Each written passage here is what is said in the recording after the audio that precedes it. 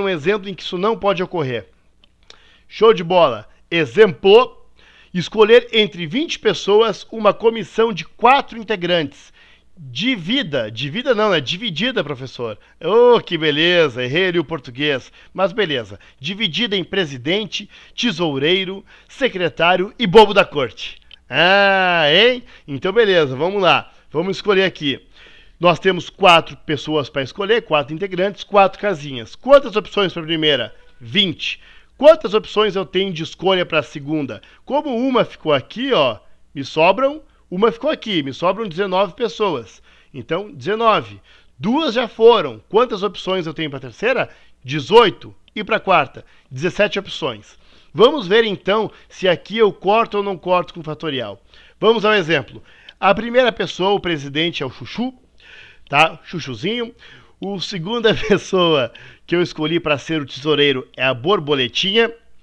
Para ser o secretário eu escolhi a Paulette. E para ser o bobo da corte, o Sérgio Canelada. Qualquer relação com os professores do cursinho é mera coincidência, tá beleza? Então olha só, tu imagina como tem diferença aqui, ó.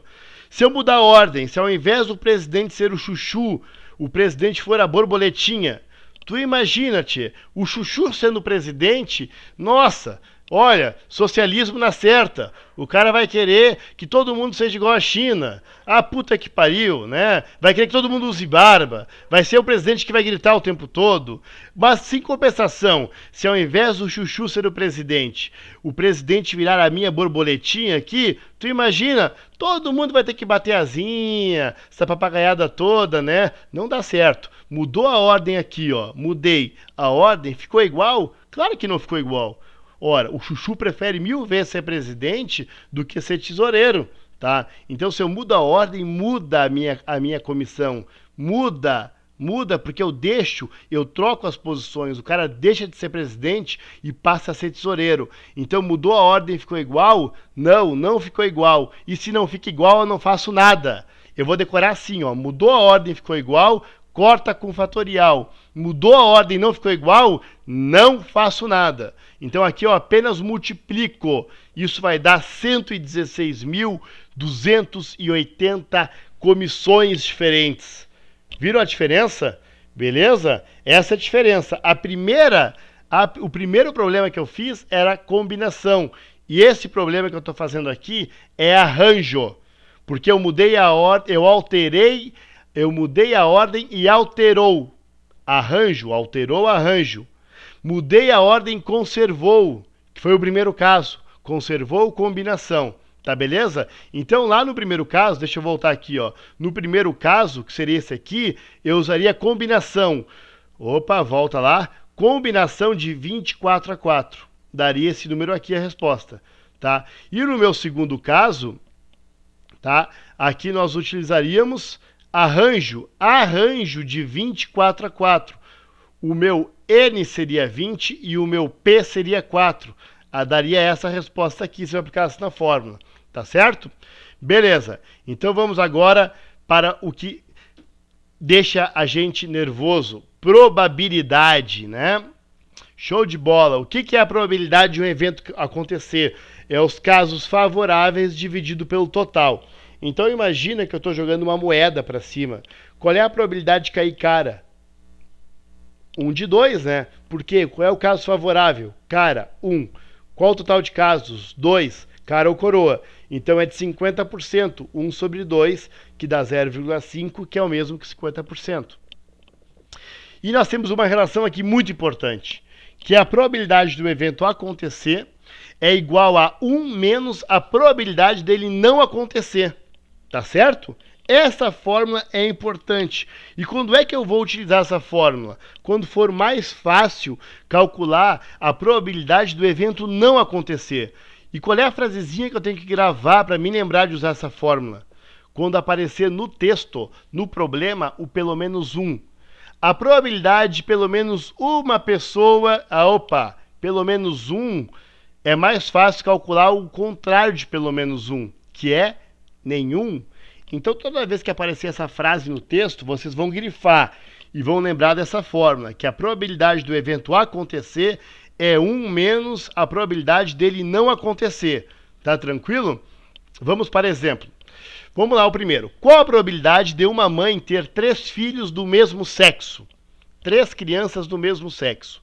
Bom, vamos lá então. São 3 crianças, 3 casinhas, certo? Eu vou calcular a probabilidade em cada caso e vou multiplicar. Show de bola? Bom, a primeira criança que vai nascer, qual que é a probabilidade dela ser do mesmo sexo? Do mesmo sexo de quem? Vocês percebem que aqui não tem sentido ter probabilidade. A primeira criança pode ser tanto do sexo masculino quanto do sexo feminino. Então, o primeiro caso, tanto faz. Não tem probabilidade, tanto faz. Se for do sexo masculino, eu vou querer que as próximas 2 sejam do sexo feminino. Então, se aqui for sexo masculino, esses 2 têm que ser masculino, para que sejam todas do mesmo sexo. Se aqui for do sexo feminino, eu vou querer que esses 2 sejam do sexo feminino. Então, o que acontece? A primeira criança não tem probabilidade. Ela define a probabilidade das próximas 2. Então, vamos para a próxima criança. Suponhamos que nasceu um menino, tá? Primeira criança é menino. Eu quero que a próxima seja menino também. Qual que é a probabilidade? 1 de 2, tá? 2 porque são 2 possibilidades, que é o total de casos, masculino e feminino. E 1 porque é o que eu quero, que nesse meu exemplo eu estou supondo masculino, 1 de 2. E a próxima criança? 1 de 2 novamente. Então 1 de 2 vezes 1 de 2 é 1/4. 1/2 vezes 1/2 é 1/4. E 1/4 é o mesmo que 25%. Então, pessoal, vamos tomar cuidado. Quando tiver esse tipo de questão, eu tenho que estar bem claro que nem sempre as 3 questões vão ter probabilidade. A primeira criança só define a probabilidade das outras 2. Agora, professor, e se fosse assim o texto? 3 filhos do sexo masculino. Aí sim, eu quero que as 3 sejam do sexo masculino. Aí no lugar desse tanto faz aqui, ó, teria mais 1/2. E aí a resposta seria 1/8. Tá? 1/2 vezes 1/2 vezes 1/2 seria 1/8. Mas aí é diferente, tá? Nesse caso aí é 25%.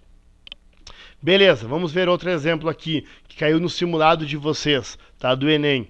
Ó, eu tô tirando aqui bem básico a questão, tá? Tirando todo o texto, botei só o que interessa. De 12 jogadores, sendo 2 líberos, qual a probabilidade de escolher 6 jogadores com pelo menos um líbero? Olha a palavra pelo menos, vamos grifar ela. Pelo menos um líbero. Ora, tchê, o que eu vou fazer aqui? Eu vou calcular o quê? A probabilidade do evento não acontecer, tá? Então, se a probabilidade do evento acontecer é pelo menos 1, se o evento acontecer é pelo menos 1, o evento não acontecer, né? O contrário de pelo menos 1 é nenhum. Então, eu vou calcular primeiro a probabilidade do evento não acontecer, ou seja, de não ter nenhum líbero. Show de bola? Porque é mais fácil. Porque se aqui eu tiver que calcular pelo menos 1, eu vou ter que calcular o caso de ter exatamente 1 e de ter depois exatamente 2. Tá? E isso vai me dar um monte de alternativas, um monte de casos. E eu não quero isso, eu quero ter apenas um caso. Então, o de não ter nenhum líbero é um caso só, não ter nenhum. Vamos lá então ao cálculo. Vamos calcular o evento de não ter nenhum líbero. Quantos jogadores são? 6. Se são 6 jogadores, 6 casinhas, tá? Show de bola. Dos 12 jogadores que eu tenho, quantos são favoráveis para mim? Dos 12, 10 são favoráveis. Porque eu estou calculando a probabilidade de não ter líbero. Então, se eu não quero líbero, dos 12 eu tiro os 2 líberos. Desses 12 aqui, eu tiro 2 líberos, sobram quantos? Sobram 10 jogadores. 10 jogadores. Então, o meu caso favorável é 10. E o meu total de casos é 12. Então, 10 de 12. Show de bola. Bom, agora, aqui ficou um jogador. Aqui ficou um jogador. Quantos jogadores sobraram? 11. Quantos são favoráveis? 9. Bom, ficaram 2 jogadores. Quantos jogadores sobraram? 8 dos favoráveis. Qual o total de casos? Total de jogadores? 10. Bom, agora assim seguindo sucessivamente, eu vou ter 7 de 9, 6 de 8 e 5 de 7. Tá? Estou analisando a probabilidade do total de jogadores, que é 12, eu não ter nenhum líbero. Por isso que é 10, 9, 8, 7, 6, 5. Porque os meus casos favoráveis, o total de casos favoráveis é 10. Show de bola? Bom, aqui ficaria muito desgastante multiplicar todos de cima, multiplicar todos de baixo e depois dividir, né? Até porque a resposta normalmente vai aparecer em forma de fração. Vamos simplificar. Primeiramente o 10 com o 10, depois o 9 com o 9, depois o 8 com o 8, depois o 7 com o 7. Show de bola, cortamos todos inteiros. Agora percebam que eu posso simplificar este 6 com este 12 aqui, tá? É o que eu vou fazer agora. 6 com 12. Bom, 12 dividido por 6 é 2. Show de bola? Então, olha só, aqui em cima sobrou somente o 5. E embaixo vai sobrar 2 vezes 11, que vai dar 22. Então, a probabilidade de não ter nenhum líbero é 5 de 22. Agora, vamos à fórmula. A probabilidade do evento acontecer é igual a 1 menos dele não acontecer. Então, a minha resposta não é 5 sobre 22, porque 5/22 é a probabilidade de não ter líbero. E eu quero a probabilidade de ter pelo menos um. Então, vamos aplicar na fórmula.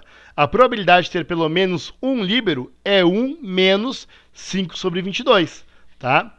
Que é a forma do 1 menos a probabilidade do evento não acontecer.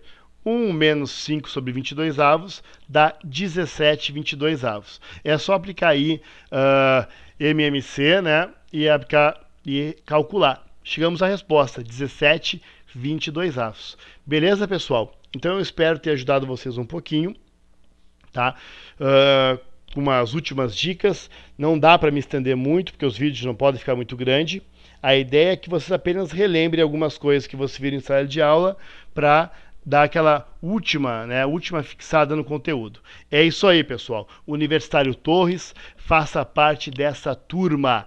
Então vamos lá. É só qualquer dúvida, qualquer coisa que vocês queiram informação do universitário, vocês podem ligar para este telefone aqui, 3664-1176, ou mandar o e-mail para @hotmail.com, universitáriotorres@hotmail.com. Vamos lá, vamos aprovar no Enem, tá? Nós estamos capacitados para isso, vocês estão preparados. E uma última dica para a prova é, pessoal, leiam a prova com calma. Olhem a prova com calma. As questões do Enem normalmente são muito extensas.